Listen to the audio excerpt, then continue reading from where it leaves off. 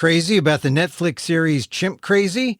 Then you'll want to hear what didn't get into the final cut.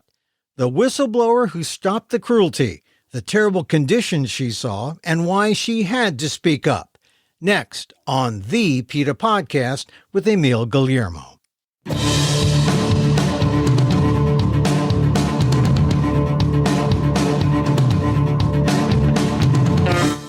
Welcome to the PETA Podcast. I'm Emil Guillermo, your host for this inside look at animal rights. Brought to you by PETA, the largest animal rights organization in the world. On today's episode, Chimp Crazy, the Netflix documentary. If you think you've seen it all, you need to listen to the woman who volunteered there at Chimp Party and saw everything behind the scenes at Chimp Party and the bogus Missouri Primate Foundation. Angela Scott's her name. She was an unpaid volunteer for Connie Casey and saw how the chimps were caged and mistreated, from the way mothers had their babies stripped from them to the violent abusive treatment the chimps endured, and then the personal stories of chimps like Connor, the Hallmark chimp. Whistleblower Angela Scott tells us more about what didn't get into Chimp Crazy on this edition of the PETA Podcast with Emil Guillermo. Angela Scott, thank you for being part of the PETA Podcast. Thank you so much for having me. I'm excited to be here. Apparently, some of your neighbors with big cars are excited too. Yeah. I have to be outside. I apologize, but I have 9 dogs. I foster dogs, and it would be absolutely ridiculous. I have a 100-pound Rottweiler puppy that would just be sitting in my lap if she could right now. Well, that just speaks to the heart of Angela Scott, that you foster 9 dogs.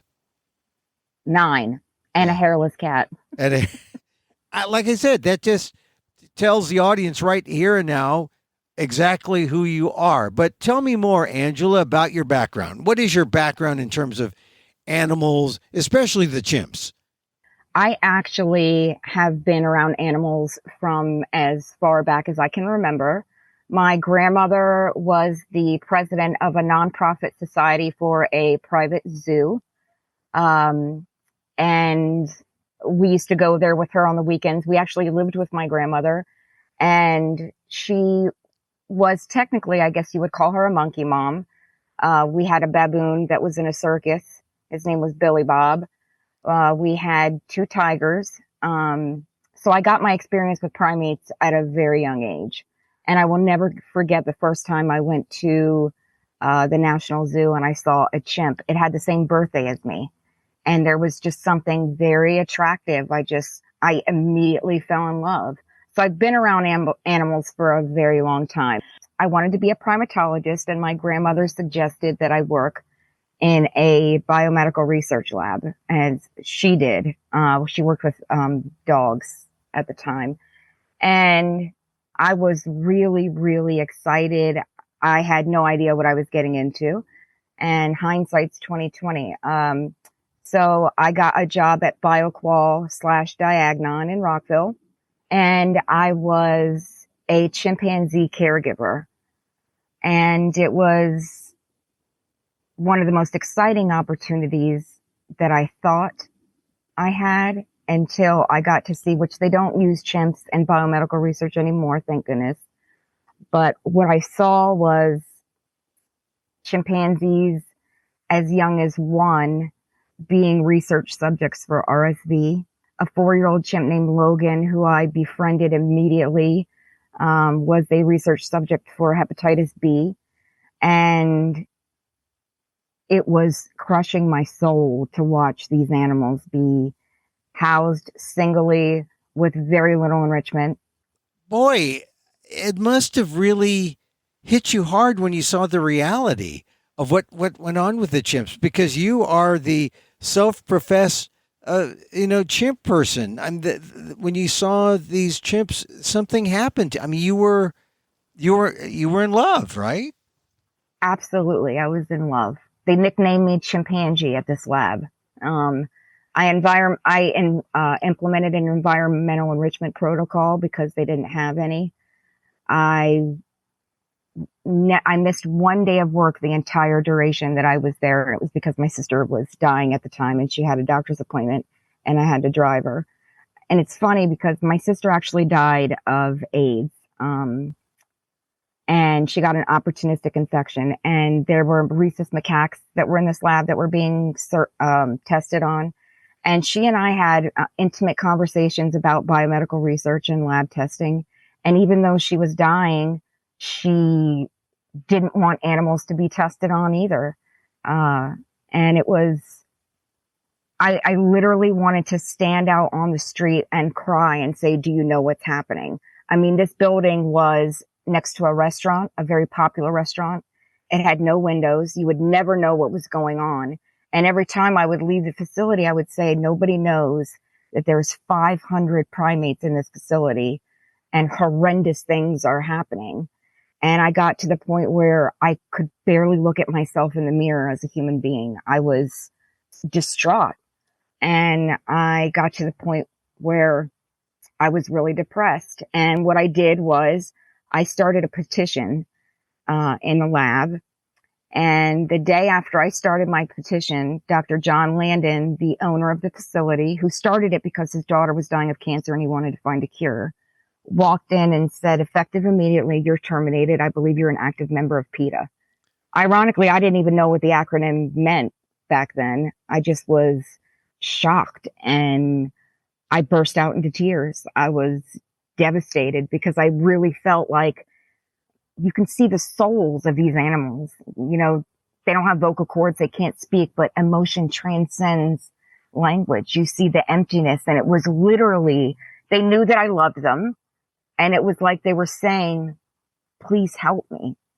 And it makes me tear up to just think about it. It makes me really sad. And how old were you at the time? 19. So you're a young 1998. Yeah, you're a young 19. You're there, first job. They call you chimpanzee because you love these chimps. You're caring for them, and then you got the sense of reality that what they did to the chimps, and then what they did to you because they suspected that you were too friendly with the chimps. Really, huh? Exactly what they suspected. I mean, people would have conversations. I would say things like, how's your monkey? I heard he was sick. And they would say, oh, he went to the autoclave, which is where they, burn the bodies after or he's a necropsy, which is what they do after they pass away. And so I was devastated. But Logan, I say this on a lot of things. There's a very famous quote by Mark Twain. It's called, the two most important days of your life are the day you're born and the day you find out why. Well, I walked into Logan's cage the second day that I was there, and he leapt into my arms and gave me this maternal hug. And I cried. I was in tears. And I knew from that moment that I wanted to work with chimps. It was very surreal. And so right after I was terminated, I started going online and looking for other places that I could work. I wanted to work in a sanctuary. I didn't want to be in biomedical research anymore. Somebody recommended the Simian Society, and somebody from the Simian Society said, hey, you should reach out to Chimp Party. Had no idea what it was.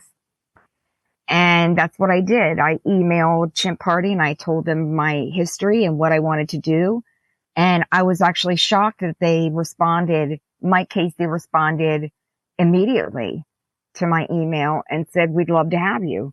So I packed all my things and drove with my dog out to Missouri. Wow, that's like halfway across the country. You're on the East Coast. You drive to Missouri to be a part of Chimp Party, which, for the benefit of people who have not seen Chimp Crazy, Chimp Party they rent out chimpanzees to parties? Is that what they? Exactly what they did. They had a voicemail. I can even remember it to this day. And it was Mike saying, Chimp Party is not a performing chimp act. It's not a circus. This is an opportunity to get up close and personal with these beautiful great apes. And I thought it was an educational thing, and I was wrong. I saw one party, they put a baby chimp in a bikini, and she was supposed to be the only stripper that they could afford. Mm. So at Chimp Party, you drive there, you meet the owner, Connie Casey. And Correct. what was your first reaction to Connie I knew she didn't like me. That was the first impression that I got. She was very quiet, very private, very reserved. Mike was he was 6'3", 300 pounds, a former Marine. And Mike again is Mike Casey. Oh, Mike Casey. Okay. He was her husband, and he had a very domineering personality. And I'm a very submissive person. I guess it's the way I would characterize myself. I was a victim of child abuse, and I think I had victim written on my forehead because he had me under his thumb from day one. He was extremely abusive, not only to the animals, but to me. And I think he made a comment about my makeup or my shoes the first day I got there. So already I'm seeing red flags. But you drove cross country. What was or halfway across the country? What was the deal? They were to hire you. You were going to work there, or you were a volunteer. What were your duties? So I was strictly to be a volunteer. I got a job at Walmart. I didn't receive any compensation for what I did there. I lived on the property, and it was a nightmare. I don't know how else to describe it. The first thing I saw were two small chimps, Connor and Kelly, in the house in a cage. And I saw a baby that was maybe a couple of months old. And the first question I asked was, why isn't the baby with its mom?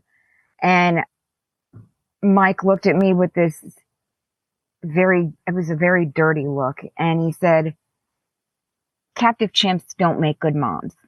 They abandon their babies. It's not safe. They have to be taken from their mom. And at the time, I wasn't that aware of captive chimp moms. So I took it with a grain of salt, and boy, was I wrong. It was very early on that I had this feeling of dread, like, what have I gotten myself into? And I didn't know what to do because I had moved my entire life. Yeah, you were living there with them essentially in their home, right? Yes, in their home. And being watched. Everything I did was watched. Mike actually used to follow me to work to make sure that was where I was going. It was scary. And Connie didn't really talk to me very much. I could tell that she didn't care for me too much. And I guess maybe if I wouldn't want another woman in my house, maybe either.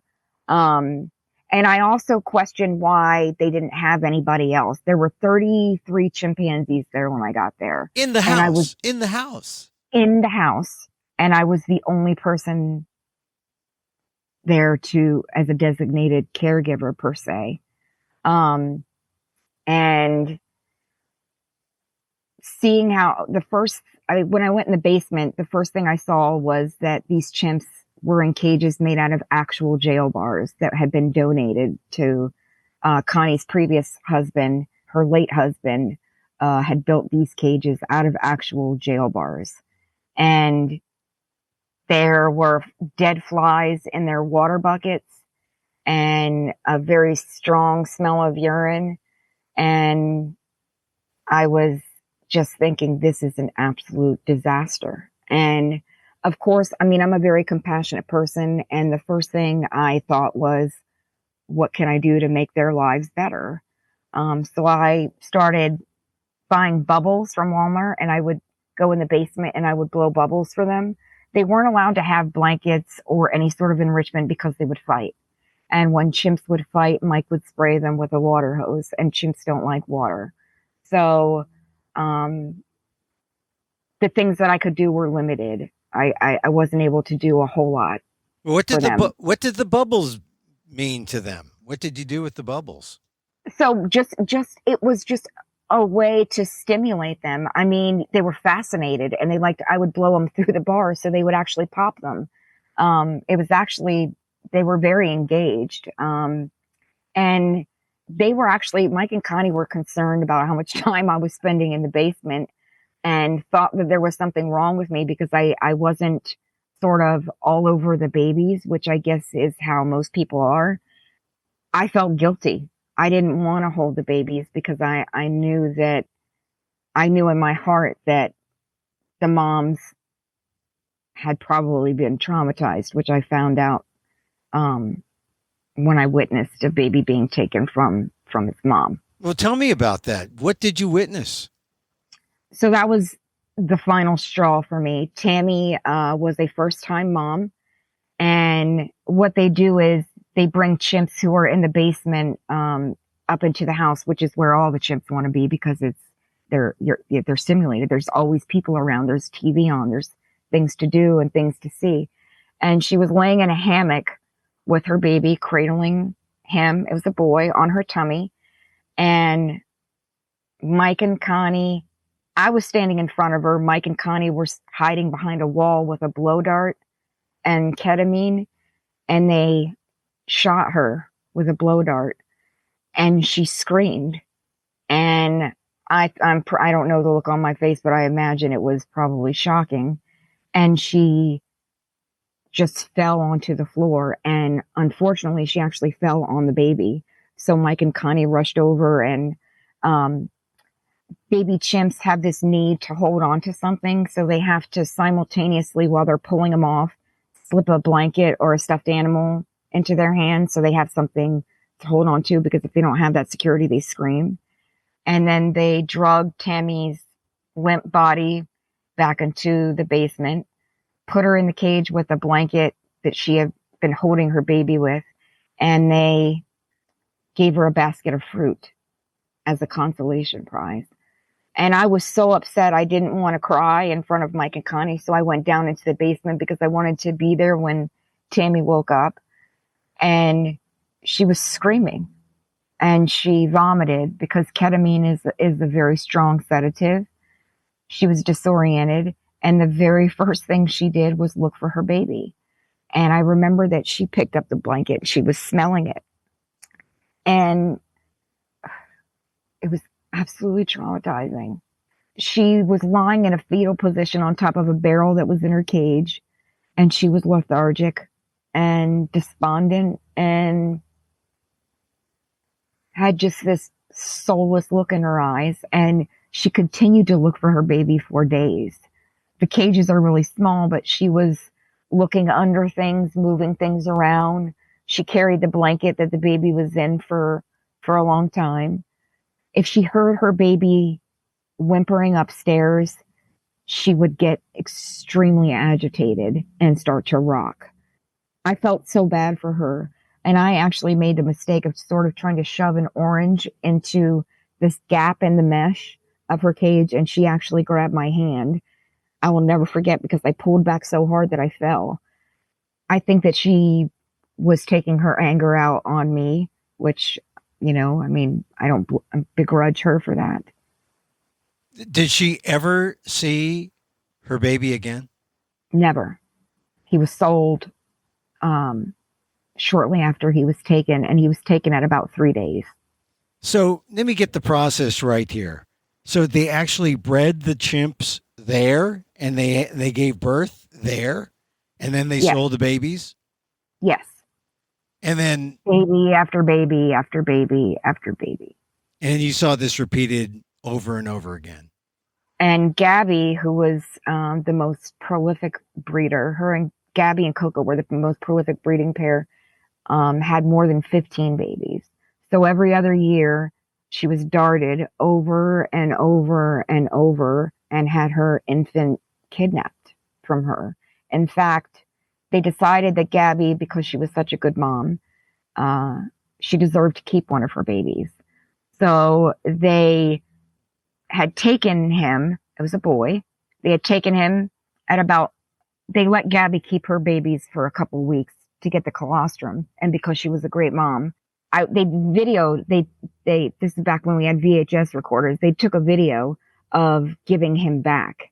And I watched them wrap the baby in a blanket and put it in this little sort of box and then lift up the cage so she could grab it. And she grabbed it and she flung the blanket off and she started panting, which is what chimps do when they're so happy. And she was just holding him and kissing him, and she was so happy. And a year later, somebody called and they wanted a baby chimp, and they took him again. And I can't imagine. Yeah. You can't imagine. She must have known as soon as they isolated her from the other chimps what was going to happen. This process, the breeding occurs, and then while she's mournful that her baby's taken away, does she get, she doesn't get rented out to parties. What kind of chimps get rented out to the parties? Mostly the babies, huh? They have to be under the age of 7, preferably 6. That's about the time that they reach, they start going through puberty in captivity. It's much later in the wild, maybe 15, 13 when they have their first baby. These chimps were having babies as early as 11. So they can't use older chimps because, of course, of the danger that they pose to the public. Right. So they have to be young. Gabby was what was as soon as they started breeding her? You said 11 months? Oh no, she was 11. Tammy was 11 when she had her first baby. Gabby had already been there and was already older when I got there, but she was almost 50, I believe, when she passed away, and had been at Chimp Party for over 30 years. Wow. So for 30 years, she experienced being forced to breed and then having her babies ripped away from her over and over and over. And in my opinion, that's tantamount to torture. Yeah. So you witnessed all this. At one point, when did you say you stayed? You stayed and lived with the Caseys, right? Correct. Multiple times. And here's the thing. I felt so guilty. I felt like there was nothing that I could do, but I also felt complicit because I felt like if I'm watching this happen and I'm not doing anything, then I am a part of it. And there's really no other way to see it, at least from my perspective at the time. And taking Tammy's baby was the first time that I left. You actually left a couple of times and then you went back. And you're Correct. All this time you're a volunteer working at Walmart, but then spending most of your time with Chimp Party, right? All the time. I didn't do parties until way later. I only did 2. I didn't do parties until 2005, and this was probably 2000. And I kept going back because I missed the chimps. And I felt like I was some sort of light in their life. And I know that sounds, crazy, but they had nothing to look forward to. These chimps are sitting in cages day in and day out with nothing. They didn't even have glass windows when I worked there. They were in dark jail barred cages. Tell me, what was not shown in HBO's Chimp Crazy? We got Chimp Party. We got the fact that at some point, there was a lawsuit and the Caseys said, oh, we're going to call this the Missouri Primate Foundation. So I guess you were there when they changed the name to the Missouri Primate Foundation, right? So what happened was Susie, who is Travis's mom, Susie, Coco, and Gabby escaped. Mike was out of town. Connie left the cage unlocked. And they got onto the neighbor's property. And Connie immediately noticed that they had gotten out and tranquilized them. Coco and Gabby, there was a young kid named Jason that lived next door. And there was some interaction. And Jason went into the house and got a shotgun, and that scared Coco and Gabby. And so they jumped into the truck. She had somebody drive a truck to sort of round them up. And Susie was on her way down, and she was sitting at the edge of his driveway with her back turned, playing in the grass. And Connie begged him not to shoot, but he said, that's my trophy. and he shot her in the back with a shotgun. And then she turned around and looked at him like, why? And he shot her in the face and he blew her jaw off. And she was choking on her own blood, and they worked on her for 2 hours. There was an ambulance. It was just crazy. There were so many people there. And usually the chimps are banging and displaying and doing all kinds of things when strangers are on the property, but you could hear a pin drop because they knew that Susie was dying, and they knew that people were there trying to help her. And I had, from the very first day that I got there, I said, why don't you go nonprofit, get a 501c3, and I offered to organize fundraisers for them so that they didn't have to use chimps in commercial work or as entertainment. That was my goal for a long time. And after the Susie incident, Mike and Connie weren't together for much longer after that, maybe a few years. And Connie called me and said, I did it. I went nonprofit. And I was so excited, but nothing changed other than the fact that you couldn't sell baby chimps anymore. She wasn't doing that. She wasn't taking chimps out to parties either. Other than that, nothing else changed. But if she couldn't sell the chimps, what was she doing? She was just housing them? Them. Yeah. And she was preventing it changed the lawsuit somewhat because she was now the Missouri Primate Foundation. What was your role during all this? And when did you decide that enough was enough? She actually went nonprofit in around 2007, so probably 8 years before the lawsuit. But like I said, nothing changed. And in 2015, my mom's been a member of PETA for many years. She's been a vegan for 40 years. Before it was trendy, she was a vegan. And she called me, and I'll never forget, she called me and she said, Angie, PETA's going after Mike and Connie and the chimps. And the first thought I had was, please, God, let me help. And I reached out immediately, and I was put in contact with Brittany. And I said, Brittany, I'm a former volunteer, and I'd like to help. Prior to the enactment of the Endangered Species Act, captive chimps were not endangered and not subject to protection. So when the law changed, PETA actually had something to work with. The problem was, to litigate a case, you have to have evidence, right? So Brittany informed me, first of all, so many of the chimps that I had loved and spent so much time with had died of cancer, of some disease from lack of veterinary care. She had told me that the facility had gone way down, and she was right. She said, look, we haven't been able to get anybody into the facility to document what's going on. And I said, well, I know I can get in. And I called Connie and I said, I want to come visit the chimps.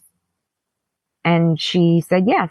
Now, at this point, how long had it been since you were in touch with Connie? I mean, first of all, when did you leave, and how long a period of time were you away from the Missouri, from Chimp Party, AKA the Missouri Primate Foundation? So it had been 8 years. Wow, you kind of like really cut yourself off and went on completely. And the only reason I even I wouldn't have gone back if Mike had been there, probably.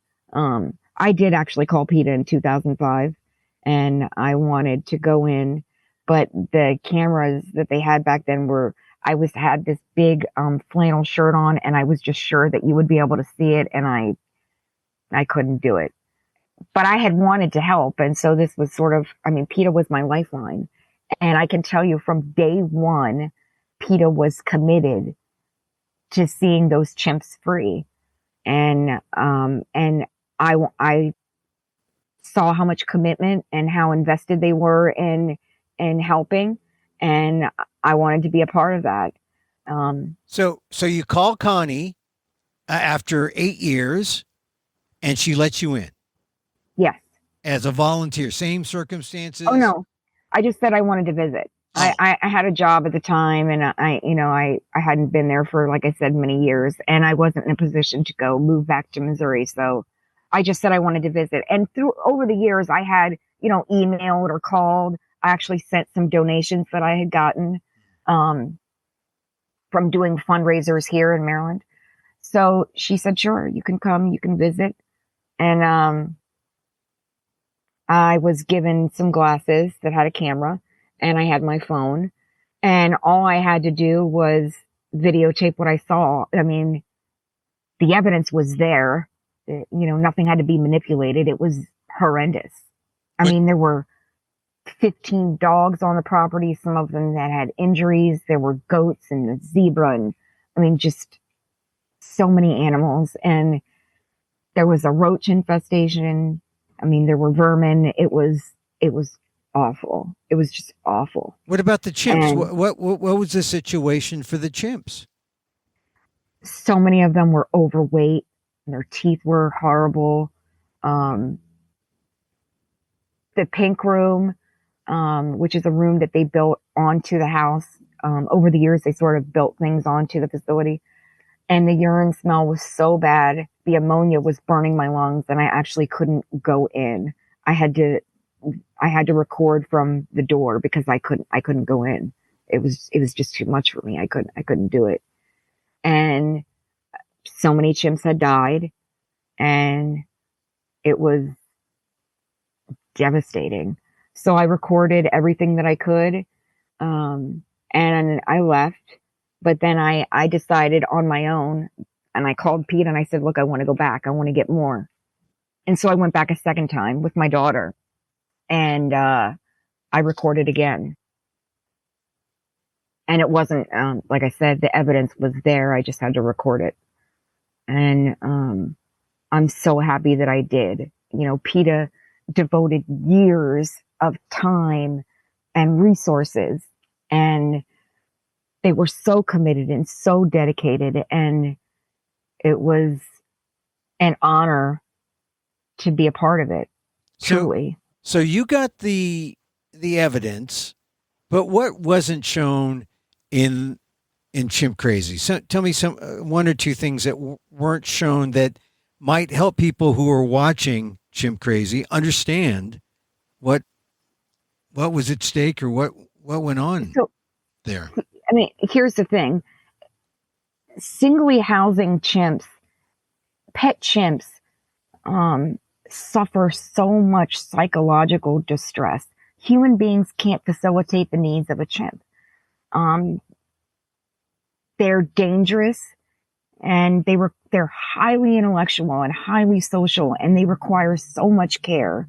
And people aren't seeing them sit in cages rocking incessantly and picking their hair out. They were bald. They had bald spots and wounds from self-inflicting harm. They're not seeing babies being ripped away from their moms to be sold for $60,000 to $65,000 to people who are happy to believe the false narrative that the moms abandoned them. The moms aren't good, to reconcile their own guilt, because anybody with an ounce of compassion knows that the mom had to suffer some sort of psychological stress having her baby ripped away from her. And they don't see chimps that don't have their teeth, because people that had them in the circus, as a safety precaution, had all of their teeth removed. People don't see how they're kept when they're not out and on photo ops. They're kept in cages that are too small, that they get absolutely no attention. Their lives are absolutely hopeless. And So people who saw Chimp Crazy versus what you saw, what percentage actually got into Chimp Crazy? 5%, maybe. 5%. I mean, they didn't touch on, you know, the trade of selling baby chimpanzees. I mean, it's almost pushed chimps in the wild to extinction. Coco, the alpha male there, was actually a wild caught chimp.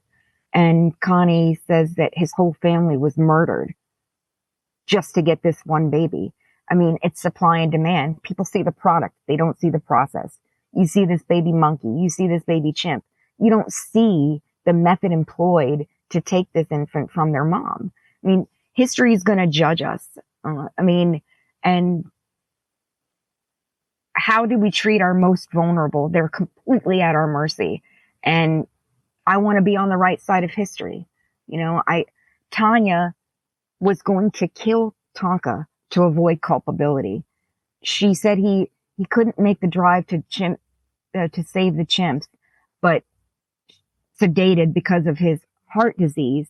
But she tranquilized him twice and threw him in the back of a truck and drove him to Ohio from Missouri, which is a 6-hour drive. She did that twice.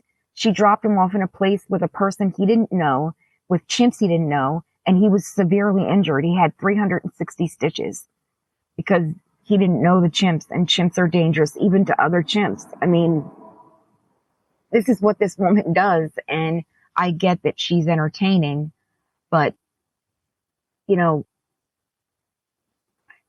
I don't understand how animal abuse is attractive, or how, and she continues to exploit animals. She's selling merchandise on her Instagram account with pictures of Tonka. She's still profiteering off of these animals, and it's sad. Now, you never met Tanya Haddix. Boy, You would don't, I you love don't know to. her. You don't know her. You don't meet her. You never met her. Never met her. Never met her. She was Connie, because Connie hates PETA way more than she loved her chimps.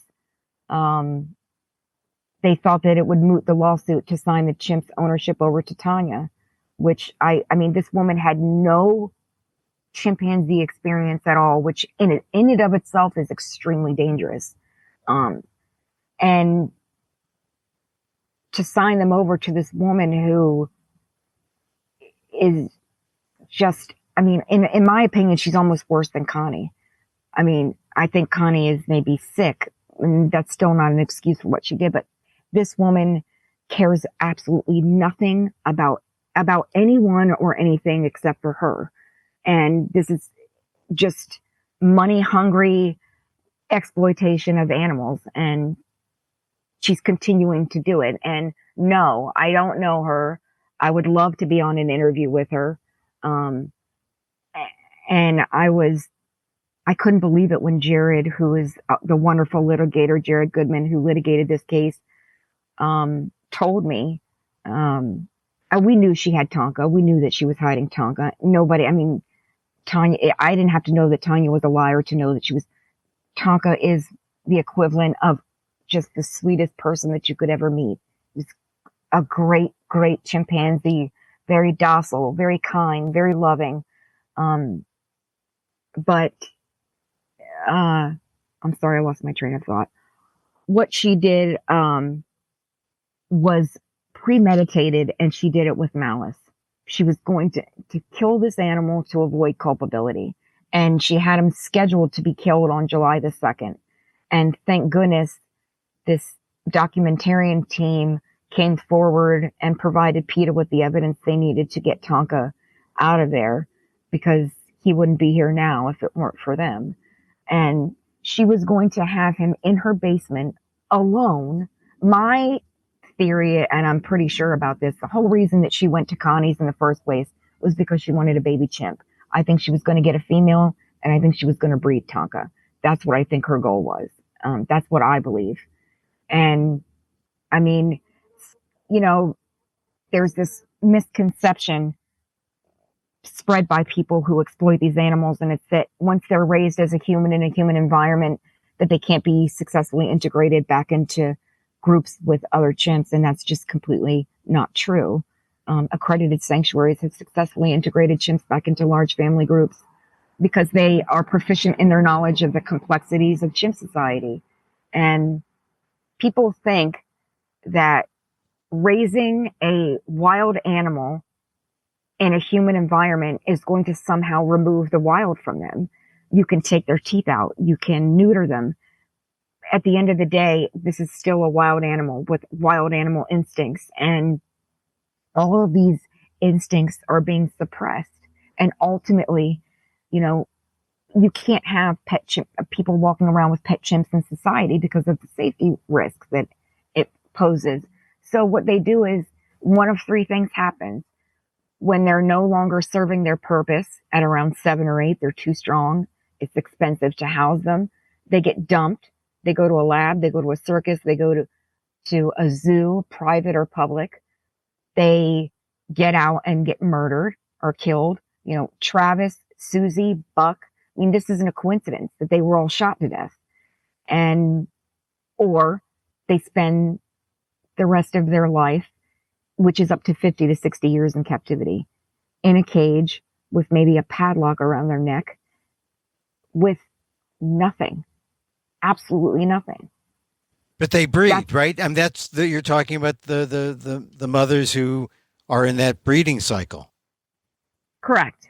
And they do it over, like I said, over and over and over again.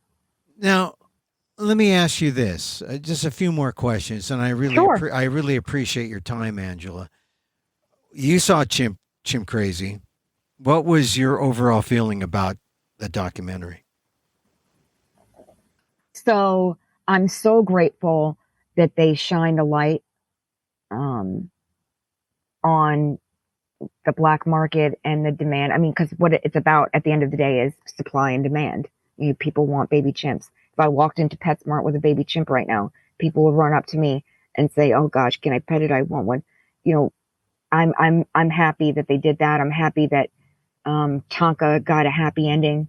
But there are so many more Mikes and Connies and Tanyas and chimp parties and so many chimps still suffering right now because of people like this. And I wish that the focus wasn't so much on this walking tanning bed with a bad wig who professes that she's the Dolly Parton of chimps. I wish that it was more about the animals. I wish that they would have included the torture that they go through, the abuse that they go through. Mike was one of the most abusive. I mean, he punched chimpanzees in the face. You know, he spit at them. He threw shoes at them. He sprayed them with water, with a high-powered water hose for 15 minutes. I mean, this is torture. This is torture. I mean, I mean, as cliche as it sounds, we are their voice. And I mean, I just want to encourage other people who are in a similar situation to what I was, to speak up. I mean, at the end of the day, my loyalty was and will always be to the chimps and not to Connie and not to Mike. And we are their advocates. There's nothing, you know, evil only persists because good people do nothing. And like I said, when you see wrong and you do nothing, it's complicit. It's complicit. And I felt when I finally reached out to PETA, I felt so good. It was something that I wanted to do for so long. And I was absolutely amazed at how hard PETA worked, at the resources. I mean, the donations really do go to the animals. I mean, PETA's sole mission is to free animals from these horrible situations. And like I said, we see the product, not the process. I mean, if people saw an unconscious chimp having her baby ripped away from her and then being drugged back into a cage and screaming at the top of her lungs, looking for her baby, doing everything but crying. And I mean, would people buy it? I mean, what kind of sales pitch is that? I darted this mom. I tranquilized her, ripped her baby from her, even though she desperately wanted to keep her baby, because I saw Gabby. I saw Gabby with her baby. She was a phenomenal mom. Chimpanzees are amazing moms. In the wild, baby chimps are with their moms until the age of 5. They ride their mom for 3 to 6 months in the front and for up to a year on their back. They have this intimate, close bond that can't be approximated by a person. I mean, it just only ends tragically for everybody involved. And so you have no regrets being a whistleblower. I would do it over and over and over again if I could. I wish that I hadn't done it sooner. That is my only regret. I wish the laws were stronger. I wish this, the Environmental Safety Act had been passed many years before, because I would have reached out to PETA, way before. I mean, it's the right thing to do. I mean, there's no right way to do something wrong. There's no right way to do something wrong. And if we don't stand up for them, then they don't have anybody. I mean, we literally have to be their voice. We are their voice. And I really hope that all the chimps that are out there suffering, it's imperative that we pass the Captive Primate Safety Act. And I would encourage people who hear this and who feel compassion to contact their state, federal legislator and sign the petition. I mean, people say, oh, that's horrible. Yes, that's sad. Yes, it's, but we need action. Saying it's horrible. I mean, stop following people I see baby chimps on Instagram every single day. I watched a Facebook video that went viral of a chimp that got a puppy. I mean, we humanize them when they're babies and when they're cute and when they're in clothes and we're feeding them bottles, and we demonize them when they act like the wild animals that they are. It's just so unfair. You can take the animal out of the wild. You can't take the wild out of the animal. And it's up to us. I mean, there really is nobody else. And so if people out there are in similar situations, please speak up. Angela, I appreciate your time spending with us here on the PETA podcast. I can tell you get very emotional. Times you seem to be moved to tears just from the memory. How are you doing personally? How are you dealing with the fame of Chimp Crazy and just knowing that there are still many, many more chimps out there in situations similar to the ones at Chimp Party and the Missouri Foundation? So I don't know if people know this, but if they saw me in Chimp Crazy, they might notice that I was about 60 pounds heavier. I gained so much weight because, Oreos are vegan. I mean, I was consumed with guilt because I was scared that if we didn't win the lawsuit, what would happen? I was also so sad that Connor, who I met when he was just a little guy and he was the first chimp that I rocked to sleep, he was the Hallmark chimp. And Hallmark chimp meaning the kind that you'd see. If you buy a Hallmark card and it has a chimpanzee on it, and I don't know if they still sell them or not, then it's likely a chimp from Missouri Primate Foundation or Connor. And his Hallmark legacy was, at 8 years old, Mike decided to take him on a Hallmark shoot. And after 8 hours of costume changes, he started to not listen to Mike. And so Mike started to get abusive. And at 8 years old, they come into their own. And Connor bit Mike on the leg and had people hiding under desks because he literally snapped.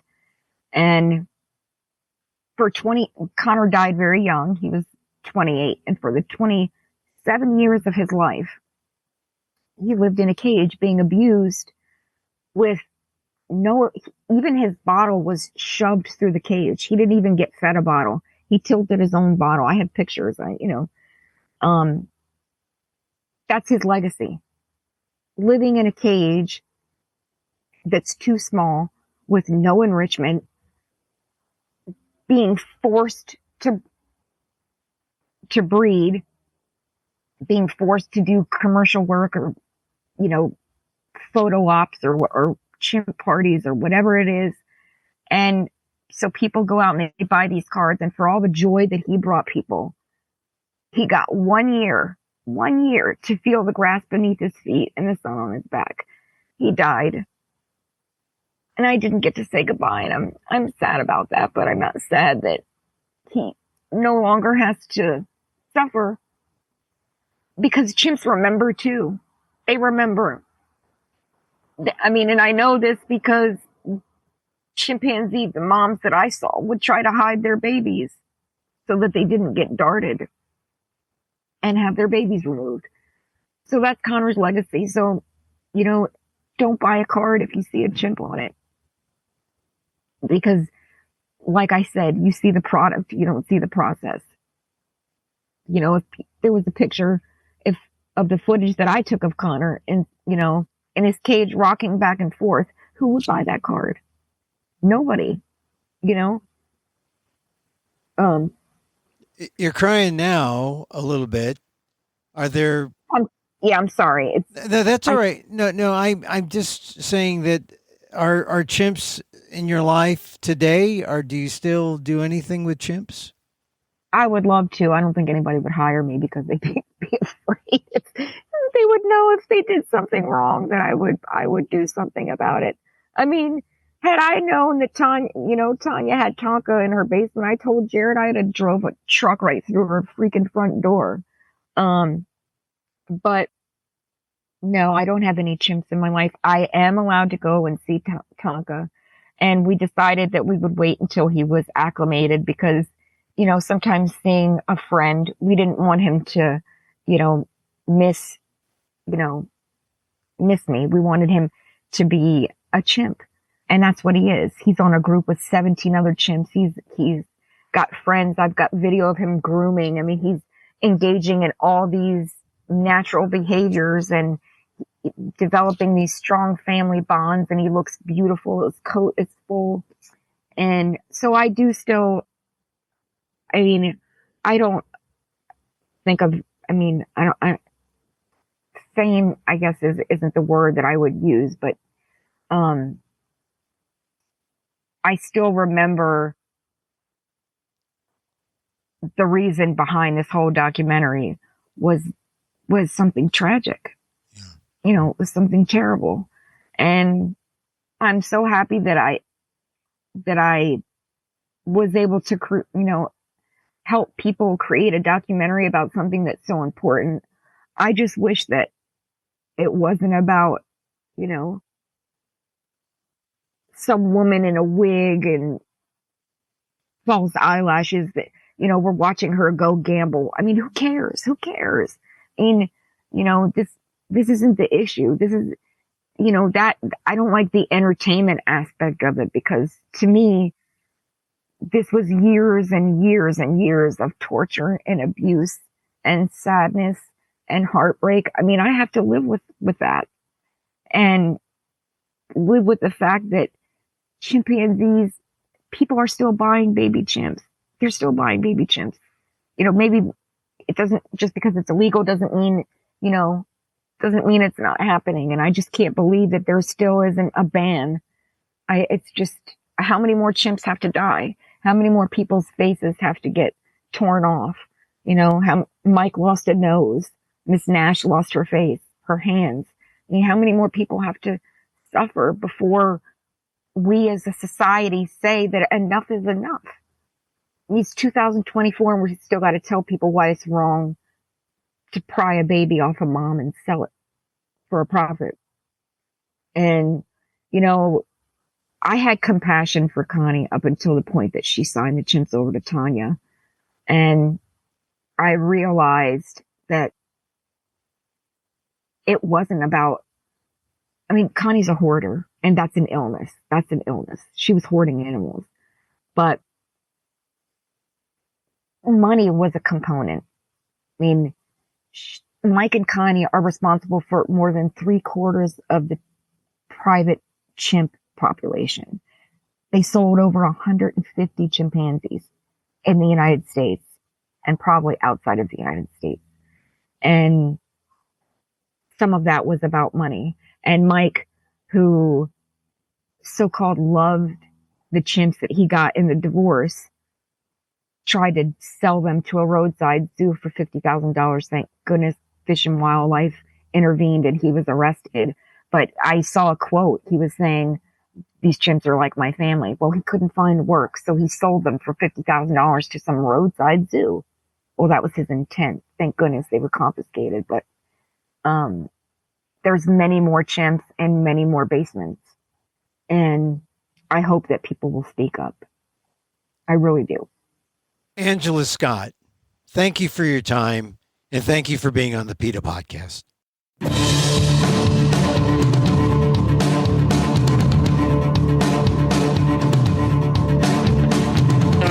Angela Scott, the whistleblower who got the key evidence that was at the heart of the case that you saw in Chimp Crazy, that Netflix documentary. For more on the Chimp Crazy story and how you can stop the abuse at private and roadside zoos, go to PETA.org.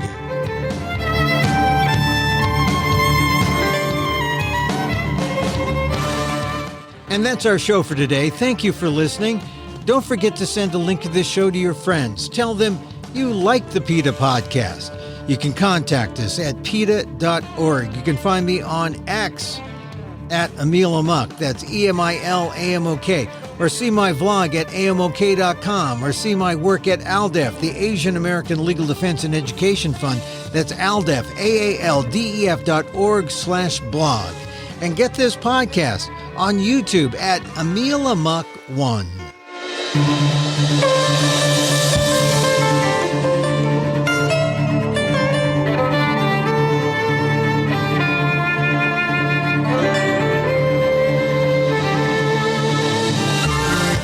Once again, thank you for listening.